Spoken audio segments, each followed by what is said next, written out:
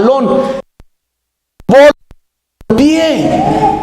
Se juega con los pies, nunca con las manos. Si mete las manos es falta, ¿verdad? Entonces, pero imagínese que un jugador de fútbol americano que tiene sus propias reglas, que puede agarrar el balón con sus manos, correr, traquear a todos los jugadores contrarios y meter gol. Mire, son sus reglas. Pero sin duda alguna, el árbitro va a hacer sonar el silbato, le va a señalar falta y lo va a expulsar, porque rompió las reglas del balompié. Aquí está mi punto. La iglesia y el mundo tienen que ser diferentes. No somos iguales. Cristo dijo: vosotros sois la luz del mundo. Mire, el mundo puede tener sus propias reglas. El mundo puede jugar como quiera. El mundo puede vivir como quiera. Pero aquí en la iglesia, lo que está permitido allá afuera, aquí es falta. Aquí es expulsión. Como el jugador, si en la iglesia alguien comete un pecado que atenta contra la santidad de la iglesia, o atenta contra el testimonio de la iglesia, o atenta contra la salud espiritual de la iglesia, o atenta contra el nombre santo de Jesucristo, es expulsión.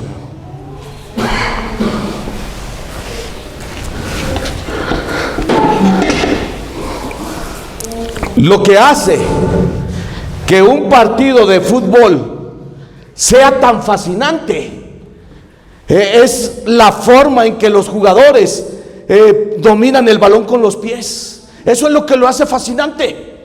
Que un jugador pare el balón con el pie, se los burle a todos y meta gol con el pie o con la cabeza. Eso es lo que lo hace fascinante. Mire, aquí está la clave. Lo que hace que una iglesia sea fascinante ante los ojos de Dios es la santidad. No son nuestros recursos, no son nuestras actividades, no es nuestro talento, no son nuestros edificios. Lo que hace tan fascinante a una iglesia ante los ojos de Dios es la santidad. Es nuestra santidad. Mire, Dios siempre ha estado buscando un pueblo santo, una nación santa, una iglesia santa. Nada puede complacer más a Dios que una iglesia santa. Por toda la Biblia Dios ha estado tratando de corregir el pecado en la vida del ser humano, el pecado en su pueblo. Dios ha traído disciplina a personas, al pueblo de Israel, a las iglesias y Apocalipsis. Dios siempre ha deseado una iglesia santa. En toda la Biblia está la exhortación de Dios para una vida de santidad. Efesios 5:27 dice: a fin de presentársela a sí mismo, una iglesia gloriosa, sin mancha, sin arruga, ni cosa semejante, sino santa y sin mancha. Y primera de Pedro 2:9 dice: mas vosotros sois linaje escogido, sacerdocio santo, nación santa, pueblo adquirido por Dios, para que anunciéis las virtudes de aquel que os llamó de las tinieblas a su luz admirable. Y primera de Pedro 1:16 dice: porque escrito está: ser santos, porque yo soy santo. Hebreos 12:14: seguid la paz con todos y la santidad, sin la cual nadie verá al Señor. Así de importante es la santidad para Dios. Mire, la palabra iglesia en griego es eclesia y significa llamados fuera. Somos eclesia, somos llamados fuera. Dios nos está llamando a una vida de santidad. Dios nos está llamando a salir del mundo, a dejar el mundo. Somos eclesia. Tenemos que vivir en santidad. Mire, el pasaje bíblico que leímos trata de ser una iglesia santa. Trata de corregir el pecado en la iglesia de Corintios. Mire, ahí en la iglesia de Corintios, alguien allí rompió las reglas. En la iglesia de Corintios alguien rompió las reglas de santidad. Alguien rompió las reglas de Dios. Y mire, y la iglesia no hacía nada.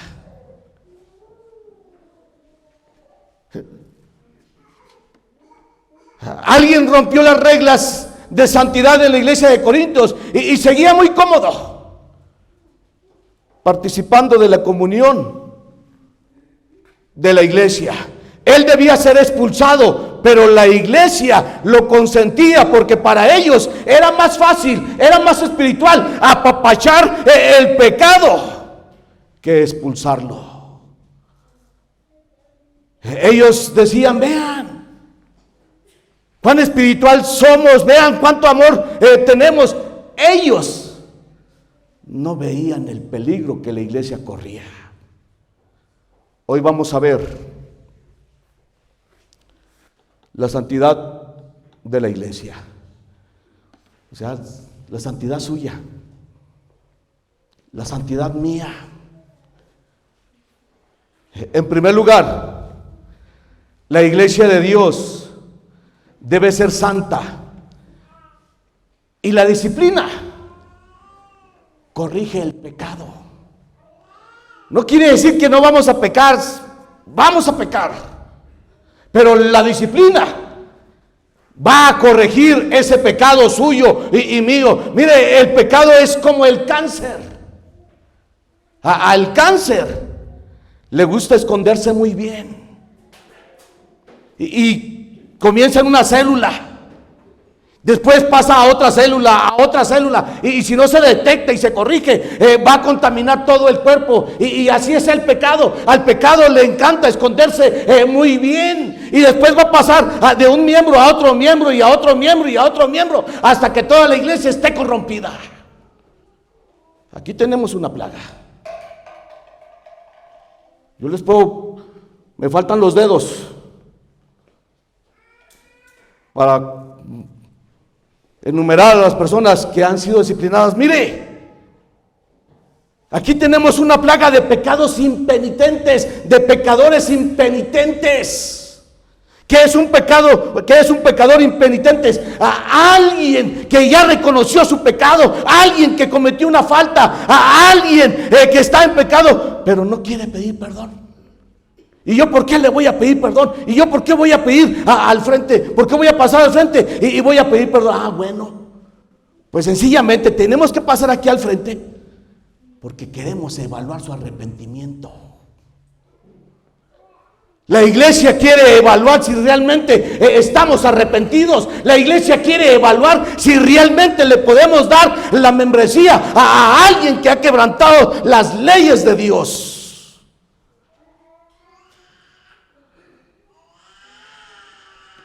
Mire el verso 6. No es buena vuestra jactancia.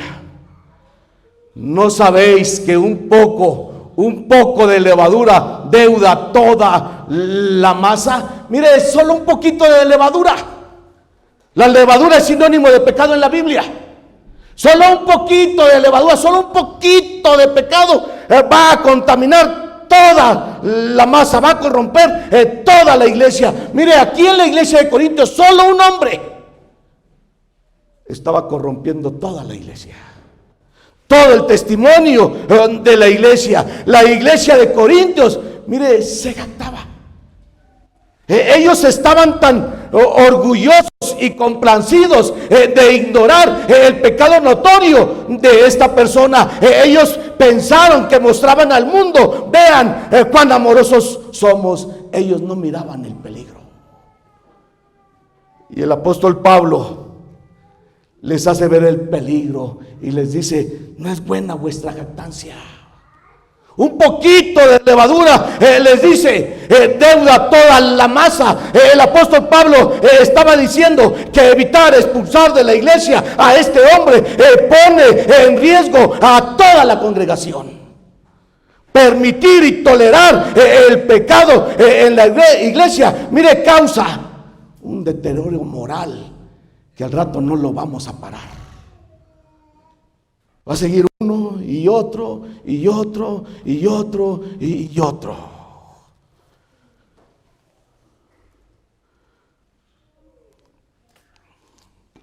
Tengo un pastor en Ciudad Juárez que, amigo mío, cuando voy platico con él. Él ya es un anciano, unos 30, 35 años pastoreando la iglesia. Y él me decía: Chuy, dice, un día prediqué en contra de traer el cabello largo los hombres. Dice, y en la congregación, dice, había un hombre, un joven, que traía el cabello largo, dice, y supuestamente era de una familia muy poderosa en la iglesia. Dice, pues no le gustó. Hicieron una sesión de negocios. Dice, y en esa sesión de negocios toda la familia le pidió al pastor que se retractara por haber predicado en contra de traer el cabello largo los hombres, y había predicado también en contra del tatuaje. Mire, el pastor no quería retractarse, pero esta familia le dijo: pastor, si usted no se disculpa, si usted no se retracta, lo vamos a demandar a usted y a toda la iglesia. El pastor terminó retractándose y me dijo: Chuy, pero ahora tenemos más de 30 jóvenes con el cabello largo y todos tatuados. Aquí está la clave. Toda iglesia que no tome medidas contra el pecado en cualquiera de sus formas y variantes, sea el LGTBQ y todo lo que se agregue, toda la inmoralidad sexual, adulterio, fornicación, homosexualismo, o parejas viviendo juntas sin casarse, mire, se va a corromper esa iglesia. Cristo dijo: vosotros sois la sal de la tierra. Pero si la sal se desvaneciere, ¿con qué será salada? No sirve más para nada, sino para ser echada afuera y hollada por los hombres. Si no corregimos el pecado, mire, la iglesia dejará de ser iglesia. Ya no servimos más para nada, sino para ser pisoteados, echados fuera.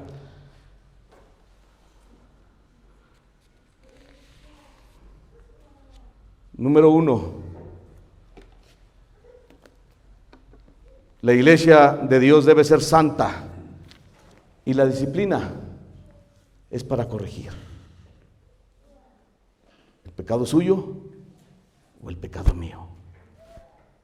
La disciplina exhibe el pecado. El pecado se esconde, pero la disciplina lo expone, lo exhibe, lo estirpa, lo saca y sana a la persona y sana a la iglesia. Número 2, como iglesia, tenemos que ir juntos con Dios contra el pecado. Como iglesia tenemos que ir juntos con Dios contra el pecado.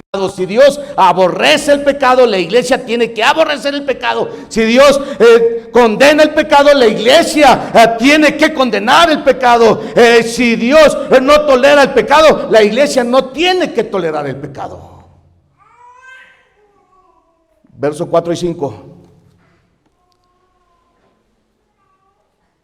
Mire, en el nombre, dice el apóstol Pablo, en el nombre de nuestro Señor Jesucristo, reunidos vosotros y mi espíritu, con el poder de nuestro Señor Jesucristo, dice, el tal sea entregado a Satanás para destrucción de la carne, a fin de que el espíritu, ¿qué? Entonces, ¿cuál es el propósito de la disciplina? Que la persona se aparte de su pecado, que la persona reconozca su pecado, que la persona sea salva el día del Señor. Que la persona, si no ha entregado su vida a Jesucristo, que venga a los pies de Jesucristo, dice, para que a fin su espíritu sea salvo, dice, cuando en el día del Señor. Pero el apóstol Pablo dice a la iglesia, únanse. Les dice en el nombre de nuestro Señor Jesucristo, dice, reuníos. Está diciendo, únanse, iglesia. Dice, únanse en el nombre de nuestro Señor Jesucristo. La iglesia tiene que estar unida. Y dice, únanse en el nombre de nuestro Señor Jesucristo. ¿Por qué? ¿Por qué en el nombre de nuestro Señor Jesucristo? Porque cuando usted y yo nos hicimos cristianos, entramos en una relación con el nombre de nuestro Señor Jesucristo. Lo que usted haga, lo que yo haga, sea bien o sea mal, afecta el nombre de nuestro Señor Jesucristo. Estamos relacionados al nombre de nuestro Señor Jesucristo. Entonces, cuando usted y yo pecamos, es el nombre de Jesucristo el que queda manchado. No es mi nombre. No es mi apellido, es el nombre de nuestro Señor Jesucristo y tenemos que proteger el nombre de nuestro Señor Jesucristo. Es más, mire, Dios protege el nombre de nuestro Señor Jesucristo. Uno de los mandamientos dice, no tomarás el nombre del Señor tu Dios en vano, porque no dará por inocente Dios al que tomare su nombre en vano. Dice que es cristiano, viva como cristiano. Hace años, una iglesia me invitó a pastorearlos 6 meses, nada más 6 meses. Estaba a prueba 6 meses. Y en esos 6 meses, pues yo escuchaba rumores de que había homosexualismo en la iglesia de 2 jovencitos. Y me decía, es que los vieron besando. Y yo le decía a la persona, bueno, usted me lo puede comprobar delante de ellos. Ah, no, entonces... Pero un día encontré a uno en prácticas homosexuales. Me quedé con las pruebas. Le dije, arrepiéntete. No, me dijo, lo odio, lo maldigo, lo veo y me dan ganas de vomitar. Y le dije, espérate, déjame, llamo a un diácono de la iglesia. Le llamé al diácono de la iglesia y le dije, venga porque aquí hay un caso. Llegó el diácono de la iglesia delante de él, le mostré las pruebas, le mostré el caso y el joven igual. Ah, usted no es nadie. 6 meses nomás va a estar con nosotros, lo odio, lo maldigo. Y le dije, está bien. Lo llevamos a la casa en el carro y en el camino, arrepiéntete. No, no quiso. Le comenté el caso a los diáconos, les enseñé las pruebas, no hicieron nada. Llegó el fin de mi contrato, los 6 meses, hicieron una sesión de negocios, me dijeron, pastor, quédese allá afuera, vamos a ver si le renovamos el contrato o ya no. Sí, me salí, como a los 20 minutos llegó un joven, pastor, ya puede pasar. Y le dije, espérate, ven. Le digo, ¿cómo se portó fulano y sutano, los 2 jovencitos? Bien, pastor, bien. Le digo, oye, no dijeron nada en contra. No, pastor, todo bien. Pero yo no le creí. Entramos a la sesión de negocios y la iglesia acordó allí renovarme el contrato otros 6 meses. Y dije, bueno, miren, como voy a ser pastor otros 6 meses, aquí están las pruebas. Fulano queda expulsado de la iglesia. Y ahí en presencia de todos, el joven empezó a insultarme, a maldecirme, lo mismo. Mire, la iglesia no hizo nada. Los diáconos no hicieron nada. Es más, hubo una familia de la iglesia que se puso a favor de este joven. Uno de los tíos que estaba allí me dijo, pastor, cálmese, estamos en paz.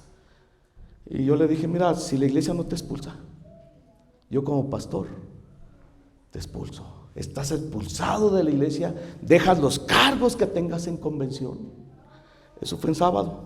Llegó el culto el domingo. Lo avisé a la iglesia, ahí estaba el papá. Y el papá se enfureció y me dijo, va a ver cuando lo encuentre allá afuera, me las va a pagar. Yo lo único que le dije, mire, su hijo tiene un problema, ayúdelo. Nos fuimos a la casa. Mi vecino, que no es cristiano, pero que su esposa iba a la iglesia, me mandó a decir, pastor, que lo van a golpear, que lo van... Dice, mire, pastor, usted tranquilo, si esa persona lo toca, dice, se mete conmigo. Mire, hermanos, tenemos que ir juntos como iglesia con Dios contra el pecado. No es un asunto del pastor, no es un asunto de los líderes, es un asunto de toda la iglesia. Pablo aquí lo dice, únanse. Mire, y Pablo le da instrucciones a la iglesia muy precisas, muy claras. Les dice en el verso 5, el tal se ha entregado a Satanás. Después en el verso 9, os escribí por carta que no os juntéis con los fornicarios. En el verso 13 le dice, quita pues ese perverso de entre vosotros. Todo es para guiarle al arrepentimiento, que sienta el peso, que sienta que estoy mal. Y por último, la iglesia de Dios es santa, y la persona que es expulsada pierde todos sus privilegios. Mira, hay 3 formas de disciplina en la iglesia. Está la disciplina, la primera, la disciplina. Cometí, fue la primera vez, forniqué, adulteré, pero es la primera vez, caí, todos podemos caer. Ok, déjeme el ministerio, no puede servir. Venga a la iglesia, conviva con nosotros, nos sentamos a comer, pero no puede servir, está en disciplina.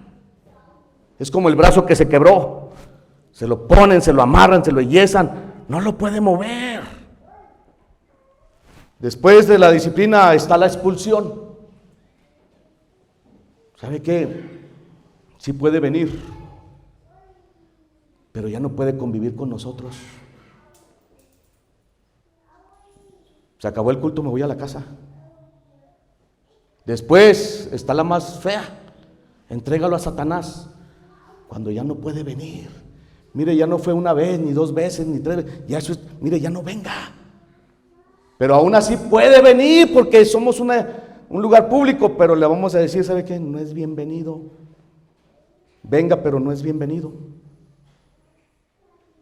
Para que la persona se arrepienta. Pero aquí estamos, la iglesia de Dios es santa. La persona que es expulsada perdió todos sus privilegios. No puede ofrendar, no puede diezmar, no puede apoyar, no puede dar, no puede servir. Y no puedes convivir con nosotros en la mesa, no se puede. Mire, no lo digo yo, mire el verso 11.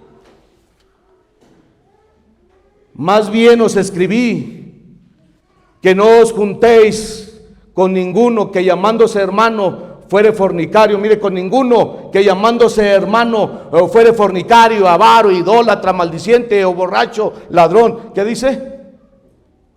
¿Con qué? Conectáis, ni aún comáis. Usted puede comer allá en su casa, invitarlo allá a su casa, sí, se puede, pero aquí no.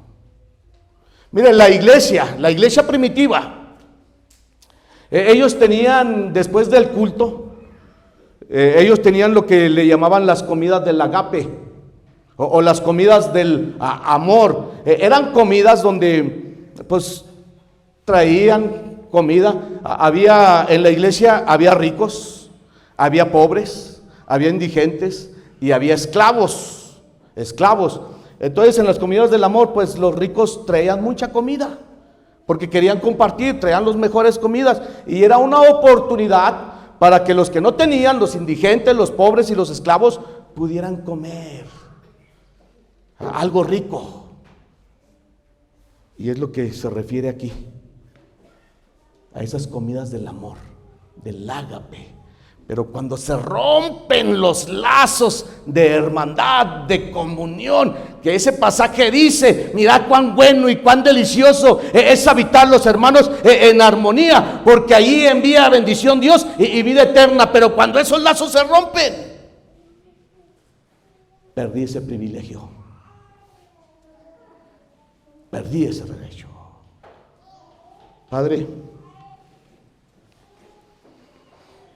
Señor, sigue santificándonos a tu iglesia Betel, Dios. Padre, tú sabes cómo estamos. Hemos tratado, Padre Celestial, de corregir el pecado. Hemos tratado, Padre, de disciplinar. Pero nos falta humildad, Dios, para confesar nuestro pecado, Dios, delante de ti y delante de tu iglesia, Dios. Padre, ayúdanos, Dios, a unirnos contigo, Dios, e ir contra el pecado juntos. En Cristo Jesús oramos. Amén. Dios los bendiga a todos.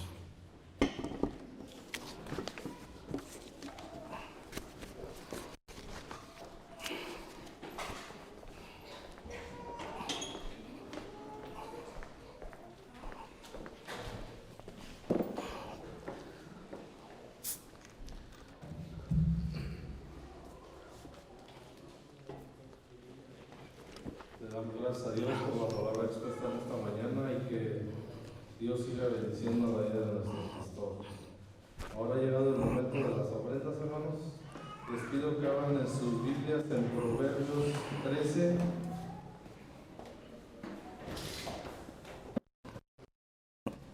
Proverbios 13:11, por favor. Le voy a pedir a nuestro hermano Jacob Lovera y a nuestro hermano Efraín Martínez que pasen por favor a recoger las ofrendas.